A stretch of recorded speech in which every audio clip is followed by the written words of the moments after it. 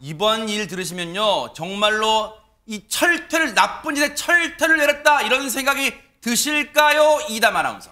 네, 아마 드실 겁니다. 지난해 12월 9일 새벽 2시쯤에 벌어진 일입니다.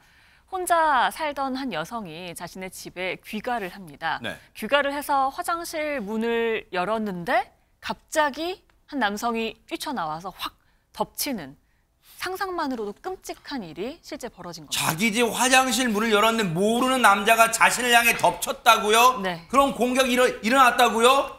즉, 엄청난 일이잖아. 이게 무슨 영화에서 일어난 일이 아니에요. 얼마나 공포스러웠을까요? 그게 대체 누구였습니까? 백성문 변호사님. 야, 이거는 정말 상상하기도 힘든 정도 상황이죠. 우리 집에, 내 집에 새벽에 다 들어왔는데 갑자기 화장실 문을 열었더니 낯선 남자가 갑자기 분위기를 덮치는 상황이었는데, 이게 어떻게 된 거냐면, 그러니까 12월 8일에서 9일로 넘어가는 그날 밤에 네. 인천시 남동구 빌라에 한 남성이 빌라 외관에 있는 배관을 타고 올라갑니다. 어머나, 어머나. 그래서 빌라 2층인 피해 여성의 집에 배관을 타고 들어서 침입해서 이 여성이 집에 들어올 때까지 기다립니다. 어머나 세상에. 그러니까 피해 여성은 저러고 이제 저 남성 이제 범죄자를 딱 만나고 얼마나 놀랐겠습니까? 그러니까요. 7시간 동안 감금이 됐었습니다. 어허. 그리고 현관으로 약간의 빈틈을 보인 상황에 현관으로 달려가 문을 열고 살려달라고 외쳤고, 이걸 들은 이웃 주민이 112에 신고를 했습니다. 어허 세상에. 112 신고를 받고 경찰이 출동을 했고요.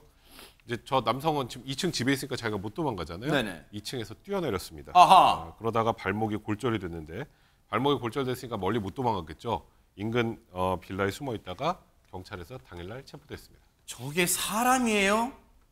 저 지금 오늘 진짜 인간 같지 않은 인간들이 너무너무 많습니다. 그런데 저 여성의 집은 저 몹쓸 인간이 어떻게 알고 집에 뭐 비밀번호를 누르러 들어간 게 아니라 그 배관을 타고 들어갔다는데, 그럼 평소에 알고 지내던 여성인가요? 안진용 기자님. 일면식도 없는 사이였습니다. 근데 저 남성, 우발 범행도 아니고 계획 범행에 가까운데, 어머나. 사연은 이렇습니다. 일단 주택가를 돌면서 외벽에 이 배관이 설치된 빌라를 찾았어요. 본인이 그 배관을 타고 들어가기 위함이겠죠. 근데 여기서 또 하나 궁금해지는 거는, 그렇게 타고 들어갔을 때 그 집에 남자가 없다, 여자 혼자 산다, 이걸 어떻게 알았을까요? 그러네요. 일단 그런 빌라를 물색한 후 그 남성은 우편함을 뒤졌습니다. 우편함을 보면은 한 사람에게만 계속 우편물을 오면 혼자 사는 거죠. 그리고 그 이름을 보면은 여성인지 대략적으로 파악이 되겠죠. 어머, 세상에, 즉, 세상에. 그 우편물을 통해서 이 집은 여성 혼자 산다는 걸 파악한 후에 배관을 타고 들어가서 기다리고 있다가 저런 범행을 저지른 겁니다. 뭐 세상에 어떻게 세상에는 꼭 나쁜 쪽으로 이렇게 머리를 쓰는 이런 영악한 인간들이, 이렇게 악마 같은 인간들이 많은 거예요. 당시에 이 악마 같은 인간이요. 후속전 피의자 신문 영장 심사를 받으러 나올 때 그 기가 막힌 모습 좀 보시고 이어가 보도록 하겠습니다. 범행 사전에 계획하신 겁니까? 혹시 누구의 사주를 받고 하신 일이십니까? 아닙니다. 피해자에게 죄송하다고 말 한 말씀 없으세요? 죄송합니다. 정말 죄송합니다. 왜 그러셨나요? 여러분 저 장면 보시면 저 몹쓸 인간이 왜 휠체어를 타고, 뭐 옛날 뭐 정치인들이 뭐 재판받을 때 휠체어 타고 그런 거야? 그게 아니라 여러분 왜 그랬을 것 같으세요? 장윤미 변호사님. 그러니까요. 아까 도주하기 위해서 2층에서 뛰어내렸다는 거 아니겠습니까? 본인이 살려고 도망가다가 다리가 다친 부분인데요. 휠체어를 타고 영장실질심사에 드러낸 겁니다. 정말 웃기고 뭐뭐 하고 있네요 진짜. 네, 그리고 선고도 나왔는데요. 이 남성 당연하지만 중형을 면치 못했습니다. 검사의 구형량이 30년이었고요.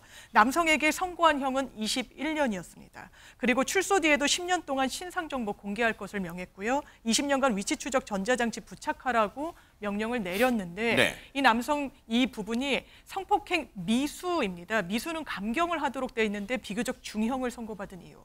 굉장히 유사한 범행이 여러 차례 있었던 동종전과가 많은 사람이었던 겁니다. 어머나, 이게 진짜 악마 같은 인간이네요 진짜. 그렇죠. 그렇기 때문에 판사도 이런 부분을 참조하지 않을 수 없었다고 밝혔고요. 또 하나는 강도미수죄로 징역 1년 6월을 선고받고 복역한 지 3년이 채 지나지 않은, 그러니까 누범 기간에 또 이런 범행에 이르렀기 때문에 큰 중형을 받게 된 부분이 있고요. 지금 피해자 상태 어떨까요? 피해자는 지금도 약에 의존하지 않으면 일상생활이 어려울 정도로 고통받고 있다는 점도 중형 선고의 하나의 이유로 판시했습니다.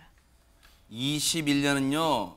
피해자분 입장에서 생각하면 21년도 성에 차지 않고 부족하다고 생각할 거예요.